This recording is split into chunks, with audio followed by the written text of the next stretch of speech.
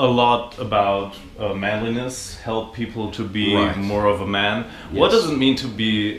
What does it mean for you to be a more authentic, self-confident man? Well, that's almost kind of like you already took two words that actually kind of define that.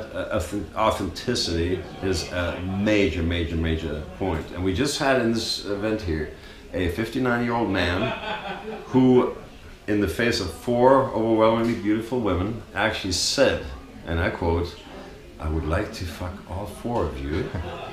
And I know it took him a great deal of courage to push his envelope to that point. It was very well received by those 4 lovely ladies.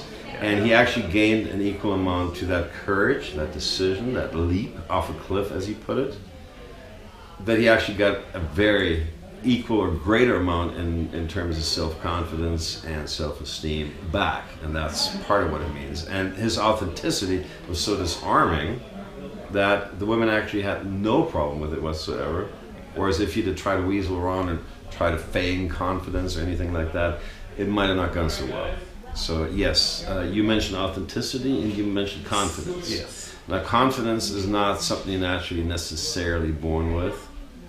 It is something that is earned. It is a process, not an event.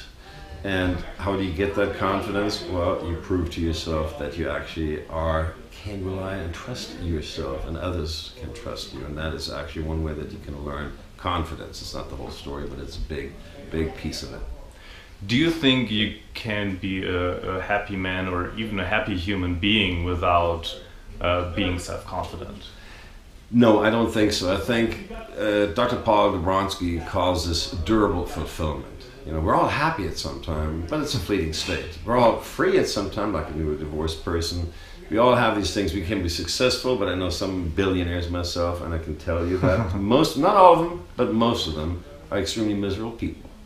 And I've known some, none of these things per se do something, but durable fulfillment would have to be some kind of combination of being able to nurture yourself, be your own mentor, being your own father figure, if you will, because none of us really have that.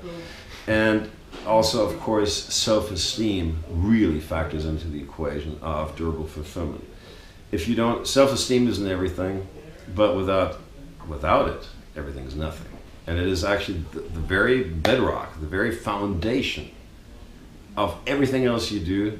Like when people, you can see this, like somebody wins the lottery. Like say they win, they've been broke and welfare for all their lives, and they win like $100 million or $10 million. 5 years later, they're usually more broke than they were before and in debt.